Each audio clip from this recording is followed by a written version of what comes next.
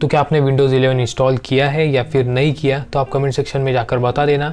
तो जैसे कि आप जानते हो आज का हमारा टॉपिक है कि complete web development road map 2021 and 2022। तो अब आप बोलोगे कि यूट्यूब पे तो इतने सारे वीडियोस पड़ी है कि वेब डेवलपमेंट का रोड मैप क्या होना चाहिए, कि किस तरह से आप वेब डेवलपर बन पाओगे। तो कहीं ना कहीं मुझे ऐसा लगता है कि वो मोस्टली वीडियोस इनकम्प्लीट है, क्योंकि अभी फ़िलहाल मैंने लास्ट वीक अपनी इंटर्नशिप कंप्लीट कर ली है वेब डेवलपमेंट के अंदर। तो मैंने यूट्यूब के ऊपर देख के रोड मैप फॉलो किए थे, लेकिन एक्चुअली में इंटर्नशिप के लिए अलग ही नॉलेज रिक्वायर्ड होता है कि जो ज़्यादातर यूट्यूब के ऊपर कवर नहीं किया गया है। तो आज की इस वीडियो के अंदर मैं आपके साथ वो कवर करने वाला हूँ, और एक बहुत बड़ी अनाउंसमेंट है इस वीडियो के अंदर मैं आपके साथ करने वाला हूँ। तो चलो फिर इस वीडियो को स्टार्ट करते हैं। तो जैसे कि मैंने आपको बताया था कि सबसे बड़ी अनाउंसमेंट है इस चैनल की, तो इस चैनल के ऊपर मैं एक कंप्लीट वेब डेवलपमेंट का कोर्स स्टार्ट कर रहा हूँ, जिसके अंदर starting from zero till you become expert. तो सारे के सारे मेन टॉपिक्स सब कुछ कवर होने वाला है, फंडामेंटल के साथ, इंटरव्यू प्रिपरेशन के साथ। फिर मैं आपको कुछ ऐसी फ्रीलांसिंग गाइड दूंगा, या फिर आप किस तरह से इंटरव्यू क्रैक कर पाओगे, आपके जॉब के लिए कुछ ऐसे टिप्स एंड ट्रिक्स अभी सीरीज़ के अंदर शेयर करने वाला हूँ। तो ये सबसे ज़्यादा प्रीमियम वेब डेवलपमेंट की सीरीज़ होने वाली है पूरे यूट्यूब के ऊपर। तो आशा करता हूँ आप इस सीरीज़ को फॉलो करोगे। तो अब हम बढ़ते हैं रोड मैप की तरफ। तो उससे पहले आप कौन से सिटी से बिलोंग करते हो, तो आप वो जाकर कमेंट सेक्शन में जाकर बता देना। डायरेक्टली हम कोडिंग के तरफ न बढ़ते हुए हम टूल्स की बात करेंगे कि कौन से टूल्स, कौन सी टेक्नोलॉजीज़ आपको आनी चाहिए। तो वेब डेवलपमेंट ये एक ऐसी फील्ड है जिसके अंदर टेक्नोलॉजीज़ हर साल चेंज होते रहते हैं। अब आप करंट 2021 की बात करोगे तो कुछ कॉमन जो टेक्नोलॉजीज़ थे वो तो है ही, लेकिन जो कुछ ऐसे टेक्नोलॉजीज़ मार्केट में आ चुके हैं जिन्होंने पूरा ट्रेंड ही चेंज कर दिया है। तो ट्रेंड चेंज हो चुका है, लेकिन अभी टेक्नोलॉजीज़ या फिर टूल्स या फिर कोई भी सॉफ्टवेयर ऐसे है जो कि कभी चेंज होने वाले नहीं है। तो फर्स्ट मैं ये कवर कर लेता हूँ, तो उसके बाद हम कोडिंग या फिर प्रोग्रामिंग लैंग्वेजेस की बात करेंगे। तो पहला टूल आता है हमारा, वो है कोड एडिटर। तो VS कोड एक ऐसा कोड एडिटर है जिसके अंदर बहुत ज़्यादा ऐसे वेब डेवलपमेंट के पॉइंट ऑफ व्यू से बहुत ज़्यादा एक्सटेंशंस अवेलेबल है किसी और एडिटर से। तो अगर आप VS कोड नहीं इस्तेमाल करना चाहते तो आप फिर एटम या फिर सबलाइम टेक्स्ट एडिटर यूज़ कर सकते हो। VS कोड के बाद एटम के अंदर ही एक ऐसे बहुत ज़्यादा ऐसे एक्सटेंशंस अवेलेबल है जिसकी मदद से आप आपकी वेब डेवलपमेंट की जर्नी को आसान कर पाओगे। तो मेरा मेन मोटिव ये है कि VS कोड को इस टूल्स के अंदर इंक्लूड करने का, क्योंकि जो कोर्स मैं स्टार्ट करने जा रहा हूँ तो उसके अंदर कंप्लीट VS कोड ही है। तो VS कोड से रिलेटेड जो भी टिप्स एंड ट्रिक्स हो गई, या फिर कोई भी सेटिंग्स, प्लगइन्स, थीम्स, या फिर कुछ ऐसे प्लगइन्स इंस्टॉल करना जिसकी मदद से आपके वेब डेवलपमेंट में आसानी होगी, तो वो हम VS कोड की मदद से ही करने वाले हैं। इसीलिए मैंने आपको VS कोड बताया। आप कुछ भी यूज़ कर सकते हो, सबलाइम टेक्स्ट एडिटर्स या फिर एटम, या फिर आप सिंपली नोटपैड भी यूज़ कर सकते हो, लेकिन नोटपैड आप नहीं यूज़ करोगे ये मुझे पता है। तो अब सेकंड टूल की बात आती है, वो है ब्राउज़र। तो अब आप बोलोगे कि ब्राउज़र तो कौन सा भी ब्राउज़र चल जाएगा, तो चलता है, ऐसा कोई बात नहीं। लेकिन क्रोम एक ऐसा ब्राउज़र है जिसकी बहुत ही ज़्यादा एक्टिव डेवलपर कम्युनिटी है, और इसके जो इंस्पेक्टर टूल है वो वेब डेवलपर बहुत ज़्यादा इस्तेमाल करते हैं। और इसके अंदर जो वेब स्टोर है उसके अंदर जाकर आप एक्सटेंशंस वगैरह भी इंस्टॉल कर सकते हो। आप ओपेरा यूज़ कर सकते हो, फायरफॉक्स, सफारी भी यूज़ कर सकते हो। तो अगर आप क्रोम ब्राउज़र यूज़ नहीं करना चाहते तो आप ओपेरा भी यूज़ कर सकते हो। इसके ऊपर भी आपको क्रोम के जो एक्सटेंशन होता है उसका सपोर्ट देखने को मिलता है। तो ये था सेकेंड नंबर का था, ये था ब्राउज़र। तो अब बात आती है गिट और गिटहब। तो ये फर्स्ट ऑफ ऑल ये एक ऐसा पॉइंट है जो कि मैंने कंप्लीट मेरे कंप्यूटर साइंस के ग्रेजुएशन के अंदर किसी ने ये बात नहीं शेयर की कि गिट और गिटहब ये होता क्या है। जब पैंडेमिक की सिचुएशन आई तो उसके बाद से मुझे पता चला कि गिट और गिटहब ये होता क्या है। और इसका इस्तेमाल कितने ज़्यादा स्केल पर होता है। तो गिट एक वर्जन कंट्रोल सिस्टम है और जो गिटहब है ये कोड का होस्टिंग प्लेटफॉर्म है। तो अगर आपके रेज्यूमे में गिट और गिटहब ये स्किल अगर आप ऐड कर लोगे तो आपको बहुत ज़्यादा फायदा होने वाला है। अब हम बात करने वाले की प्रोग्रामिंग लैंग्वेजेस की कौन सी प्रोग्रामिंग लैंग्वेज आपको आनी चाहिए या फिर आपको सीख लेनी चाहिए वेब डेवलपमेंट के लिए। तो अगर आप ये वीडियो यहाँ तक देख रहे हो या फिर यहाँ तक देख चुके हो, चैनल को अगर आपने सब्सक्राइब नहीं किया तो फिर क्या किया, नीचे लाल कलर का बटन है, जाकर चैनल को सब्सक्राइब कर देना। तो अब बढ़ते हैं प्रोग्रामिंग लैंग्वेजेस की तरफ। तो बैकग्राउंड में थोड़ी सी नॉइज़ आ रही होगी तो प्लीज़ उसे इग्नोर करना। हम स्टार्ट करते हैं कि प्रोग्रामिंग लैंग्वेजेस की कौन सी प्रोग्रामिंग लैंग्वेज आपको सीख लेनी चाहिए। तो बेसिकली फंडामेंटल होता क्या है, अगर आपको वेब डेवलपर बनना है, आपने कोई भी दूसरी सीरीज़ देख ली कि वेब डेवलपर कैसे बने या फिर उसका रोड मैप, तो आपको HTML उसमें इतना होता है कि आप HTML सीखते सीखते आधे डीमोटिवेट हो जाते हो। फिर उसके बाद आप CSS स्टार्ट करते हो तो CSS को आप 10 to 15% भी नहीं कर पाते हो, तो आप उस तभी डीमोटिवेट हो जाते हो। तो फिर आप स्विच करने को देखते हो या फिर जावा या फिर PHP वगैरह में कि बैकएंड की तरफ जाते हैं। लेकिन ये HTML और CSS एक ऐसी टेक्नोलॉजीज है जो आपको आनी ही आनी चाहिए, क्योंकि आपको मैं अगर करंट सिचुएशन बताऊँ कि आप कौन सी भी कंपनी में अगर आप जॉब करने जाते हो as a web developer intern या फिर आपकी प्रोफाइल होती है वेब डेवलपर की, तो आपको कोई भी ऐसा नहीं बोलेगा कि आप स्टार्टिंग से लेके एंड तक आपके वेबसाइट का फ्रंट एंड डेवलप करो, क्योंकि इवेंचुअली ये पॉसिबल नहीं है। अगर पॉसिबल भी है तो ह्यूमन पॉइंट ऑफ व्यू से ये बहुत ज़्यादा टाइम कंज्यूमिंग है कि आपको मीडिया क्वेरीज ऐड करनी पड़ती है, उसे लेआउट ऐड करना पड़ता है, उसे रिस्पॉन्सिव क्रिएट करना पड़ता है, अंदर टाइपोग्राफी देखना पड़ती है, आपको कलर थीम देखना पड़ती है, आपको सब कुछ डिज़ाइन करना पड़ता है। तो इसीलिए अब फ्रंट एंड के लिए हुआ क्या है कि आपके पास कुछ ऐसे प्लगइन्स वगैरह या फिर थीम्स होती है, तो उसका कोड आपको मिल जाता है HTML CSS का और जावास्क्रिप्ट का।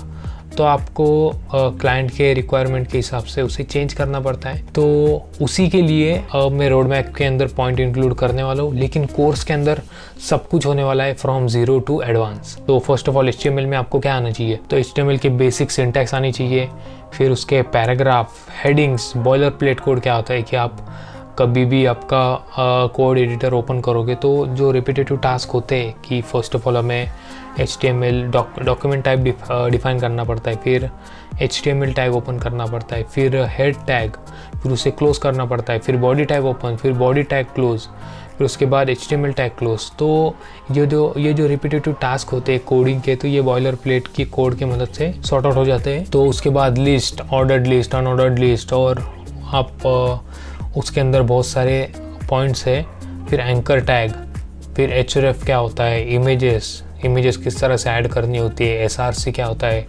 आल्ट क्या होता है।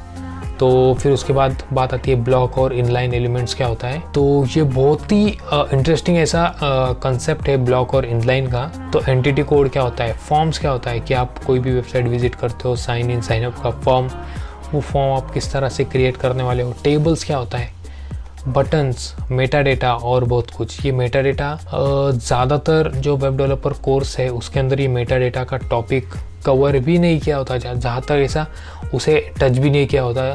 तो ये बहुत ज़्यादा इंपॉर्टेंट टॉपिक है कि मेटा टाइटल क्या होता है, मेटा डिस्क्रिप्शन क्या होता है, मेटा कीवर्ड्स क्या होता है और व्यू पोर्ट क्या होता है। ये 4-5 ऐसे मेटा डेटा की चीज़ें हैं, SEO के लिए मदद करती है। तो ये था HTML। अगर आपने इतना भी HTML सीख लिया तो मोर देन इनफ है। तो अब बात करते हैं CSS की। तो आप बोलोगे कि बस HTML से तो हमने फ्रंट एंड क्रिएट कर लेना है और CSS से स्टाइल प्रोवाइड करनी है, लेकिन ऐसी बात नहीं है। आपने ऐसी कोई मीम्स देखी होगी ना कि जहाँ पर एक ग्लेशियर होता है, तो समंदर के ऊपर थोड़ा सा ही ग्लेशियर बताते हैं, फिर उसके समंदर के नीचे बहुत बड़ा मतलब 80 to 90% बताते। तो CSS और HTML का उसी तरह का रिलेशनशिप है। HTML बस हमें थोड़ा सा नज़र आता है, लेकिन CSS बहुत वास्ट है, बहुत बड़ा जाइगेंटिक एक ऐसा कंसेप्ट है जो कि आपको सीखने में थोड़ा सा टाइम लग सकता है एज़ कम्पेयर टू HTML। तो इसके अंदर आपको CSS का कंसेप्ट क्या है वो आना चाहिए, inline elements, internal element, external elements, आपको फॉन्ट्स, गूगल फॉन्ट्स, या फिर आप किस तरह से फॉन्ट्स ऐड करने वाले हो, उसकी हायरार्की किस तरह से होती है, selector, class selector, ID selector और यूनिवर्सल सिलेक्टर आपको पता होना चाहिए। और फिर CSS का बॉक्स मॉडल, फिर जो पिक्सल या फिर परसेंटेज या फिर EM या फिर REM के अंदर डिफरेंस क्या होता है, ये आपको आना बहुत ही ज़्यादा ज़रूरी है। और फिर फ्लेक्स बॉक्स और CSS के बहुत सारे ऐसे कंसेप्ट है जो कि आपको आना मस्ट है। तो वो है ग्रिड्स, फ्लेक्सिबल इमेजेस और मीडिया क्वेरीज। अगर आपको रिस्पॉन्सिव वेबसाइट क्रिएट करनी है तो ये आपको तीनों चीज़ें आपको आना बहुत ही ज़्यादा ज़रूरी है। तो रिस्पॉन्सिव डिज़ाइन होता क्या है कि अगर आप कोई भी वेबसाइट ओपन कर लोगे तो अगर आप वो वेबसाइट स्मार्टफोन में ओपन करोगे, डेस्कटॉप में ओपन करोगे, टैबलेट में ओपन करोगे तो उसका ऐसा इतना कुछ इफेक्ट नहीं पड़ना चाहिए। आपका यूज़र एक्सपीरियंस भी अच्छा होना चाहिए और यूज़र इंटरफेस भी अच्छा होना चाहिए। तो रिस्पॉन्सिव डिज़ाइन इसे कहते हैं। तो बूटस्ट्रैप, ये बूटस्ट्रैप क्या है, ये CSS की लाइब्रेरी है। तो इसके अंदर होता क्या है, बस हमें सीडन लिंक्स ऐड करने पड़ते हैं और आप डायरेक्टली जो प्री डिफाइंड क्लासेस होती है जो बूटस्ट्रैप की होती है वो आप डायरेक्टली यूज़ कर सकते हो। और इसके अंदर बटन्स आपको आने चाहिए, टाइपोग्राफी आना चाहिए, बैच आना चाहिए, अलर्ट, ग्रिड सिस्टम, फॉर्म्स, नेव बार्स और आइकन्स। तो अगर आपने इतने भी कंसेप्ट अगर आपने सीख लिए तो आप अच्छी खासी वेबसाइट क्रिएट कर पाओगे, उसका फ्रंट एंड क्रिएट कर पाओगे। तो हमने HTML, CSS और बूटस्ट्रैप देख लिया, ये हुआ फ्रंट एंड का। अब थोड़ा सा बैक एंड की तरफ आते हैं तो उसके अंदर हम बात करते हैं जावास्क्रिप्ट की। तो जावास्क्रिप्ट एक प्रोग्रामिंग लैंग्वेज है जो कि ब्राउज़र के ऊपर रन होती है। इसके अंदर आपको एरे आना चाहिए, फिर ऑब्जेक्ट्स क्या होता है, फिर लूप्स, फिर फंक्शन, फिर कॉलबैक्स, फिर स्कोप। और जावास्क्रिप्ट के जो नए फीचर्स है आप गूगल कर सकते हो कि जावास्क्रिप्ट के नए नए फीचर्स क्या है, वो आप स्टडी कर सकते हो। फिर स्प्रेड क्या होता है, डिस्ट्रक्टर क्या होता है, फिर डॉक्यूमेंट ऑब्जेक्ट मॉडल, फिर वर्चुअल डॉम, ये सब आपको आना चाहिए, ये मस्ट है। तो अब बात आती है एजैक्स की। तो आपको ये पता होना चाहिए कि एजैक्स क्या है।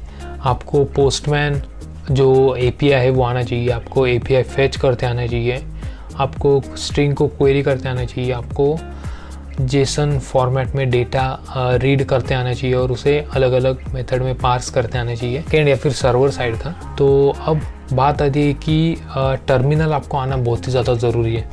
तो ये टर्मिनल होता क्या है कि आप अगर कोई भी OS यूज़ करते हो तो मेनली अगर OS की बात होती है तो आपको उबंटू या फिर लिनक्स का कोई भी डिस्ट्रीब्यूशन यूज़ करना अच्छी बात होती है, क्योंकि ज़्यादातर लिनक्स ही यूज़ किया जाता है। या फिर सीधी बात बोलूँ कि टर्मिनल से आपको डायरेक्टरीज क्रिएट करते आना चाहिए, फिर फाइल में ट्रावर्स करते आना चाहिए, फाइल डिलीट करते आनी चाहिए, डायरेक्टरी डिलीट करते आनी चाहिए, फिर touch command, grep command, CD command, LS command और रिलेटिव पाथ, एब्सोल्यूट पाथ, ये आना आपको बेसिक्स इन्फॉर्मेशन भी अगर आपके पास होगी तो ये बहुत ही ज़्यादा फ़ायदेमंद हो सकता है नहीं, फ़ायदेमंद है। तो अब बात आती है कि Node.js की। तो Node.js के अंदर आपको ये आना चाहिए कि Node.js आखिरकार किस तरह से वर्क करता है, उसका बेनिफिट क्या है। और अगर आप कंपैरिजन करोगे Node.js, PHP, जावा या फिर 2-3 ऐसे फ्रेमवर्क से या फिर प्रोग्रामिंग लैंग्वेज से, तो आपको Node.js ही क्यों चूज़ करनी है,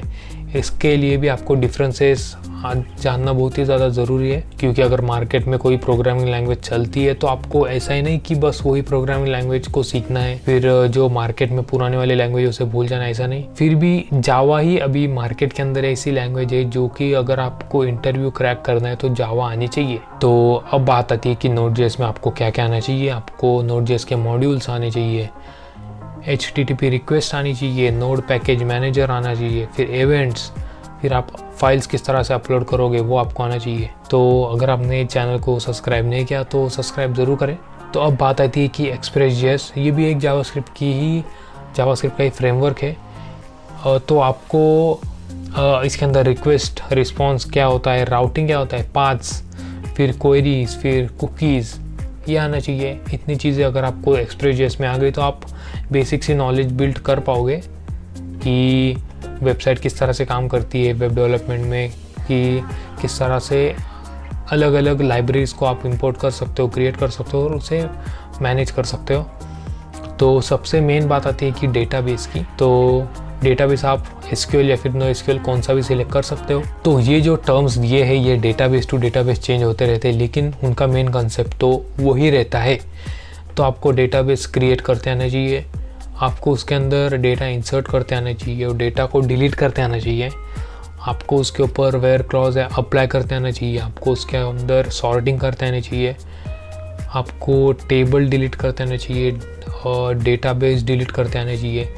लिमिट्स ऐड करते आना चाहिए। जॉइन, एग्रीगेट क्वेरीज, इंटीग्रेशन आना चाहिए कि किस तरह से आप फ्रंट एंड को, बैक एंड को और डेटाबेस को किस तरह से इंटीग्रेट कर पाओगे, वो आपको आना बहुत ही ज़्यादा ज़रूरी है। कुछ इतने ही अगर आपने सीख लिया डेटाबेस के अंदर तो आपको ज़्यादा दिक्कत नहीं होने वाली। तो आप अगर एसक्यूएल कर रहे हो तो आपको ट्रिगर्स, फंक्शंस वगैरह आना चाहिए। तो अगर आप एज अ बिगिनर स्टार्ट कर रहे हो तो एसक्यूएल आप पकड़ कर चलना, क्योंकि एसक्यूएल भी मार्केट में बहुत ज़्यादा यूज़ की जाने वाली डेटाबेस टेक्नोलॉजी है। तो आप एसक्यूएल को सीख लेना, फिर उसके बाद आप मोंगोडीबी को भी सीख सकते हो। जो अनाउंसमेंट की बात मैंने की थी, जो वेब डेवलपमेंट का कंप्लीट कोर्स है, तो उसके बारे में अब कुछ इन्फॉर्मेशन देने की बात अब मैं करने वाला हूँ। तो फर्स्ट ऑफ ऑल मैं जो है वो कंप्लीट वेब डेवलपमेंट की कोर्स स्टार्ट कर रहा हूँ। वो कंप्लीट अपडेटेड होने वाली है। मतलब डे टू डे अगर कोई भी टेक्नोलॉजी में चेंज आता जाएगा तो मैं फिर उस वीडियो के अंदर भी वो चेंज करने की कोशिश करूँगा। तो ये अगर आपको कुछ भी नहीं आता, या फिर आप अभी आपके अगर 12th हो चुकी है, या फिर आप जॉब देख रहे हो या फिर स्विच कर रहे हो और आपको वेब डेवलपमेंट क्या है ये सीखना है, तो आप आसानी से सीख सकते हो। लेकिन आपको बस इंग्लिश आनी चाहिए। ये कोर्स हिंदी में ही है, लेकिन कुछ ऐसे कंसेप्ट है जो कि इंग्लिश में ही बताने पड़ते हैं। तो आपको इंग्लिश की थोड़ी बहुत नॉलेज और ऑपरेटिंग सिस्टम, नेटवर्क की थोड़ी सी नॉलेज और कुछ नहीं बस, और आपका डेडिकेशन बहुत ज़्यादा ज़रूरी है किसी भी चीज़ को सीखने के लिए। और ये कोर्स एब्सोल्युटली फ्री होने वाला है, तो आपको कोई भी पैसे देने की ज़रूरत नहीं इस कोर्स को सीखने के लिए। बस आपको आपका टाइम ज़रूर देना है। तो इसके अंदर 10 से भी ज़्यादा प्रोजेक्ट्स बिल्ड करने वाले जो कि अब आपके रेज्यूमे में ऐड कर सकते हो। और अगर आपने ये कोर्स कंप्लीट कर लिया 2-3 महीने तक ये कोर्स चलने वाला है, और अगर इसका रिस्पांस अच्छा मिला तो उससे भी जल्दी मैं रैप करने की कोशिश करूँगा कि जल्दी से जल्दी ये कोर्स ख़त्म हो जाए, क्योंकि आप आसानी से इसे अपने पेस में कर पाओगे। तो जैसे आप इस कोर्स को कंप्लीट कर पाओगे बिना किसी भी एक वीडियो को मिस किए, तो आप उस कोर्स के एंड तक एक आसानी से इंटर्नशिप ग्रैब कर पाओगे एज अ वेब डेवलपर, वो भी पेड इंटर्नशिप। अगर आपको सक्सेसफुल वेब डेवलपर बनना है तो आपको 3 चीज़ें करनी बहुत ज़्यादा ज़रूरी है। वो क्या है? आपको वीडियो को जल्दी से जल्दी लाइक करना है, ज़्यादा से ज़्यादा शेयर करना है और इस चैनल को सब्सक्राइब कर देना है। अब आपने तो देख लिया कि रोड मैप किस तरह से होने वाला है, और मैंने आपको बता दिया कि रोड मैप में जो जो टॉपिक्स कवर किए हैं वो भी कवर होने वाले हैं, और उससे भी ज़्यादा फ्रॉम बेसिक टू एडवांस होने वाले हैं। तो यहाँ पर मैंने कंप्लीट नोट्स क्रिएट कर लिए हैं। तो कंप्लीट नोट्स क्रिएट कर लिए हैं वेब डेवलपमेंट कोर्स के लिए। तो आशा करता हूँ कि आप ये वीडियो को लाइक करोगे, शेयर करोगे और इस चैनल को सब्सक्राइब करोगे। तो मिलते हैं अगली वीडियो के अंदर।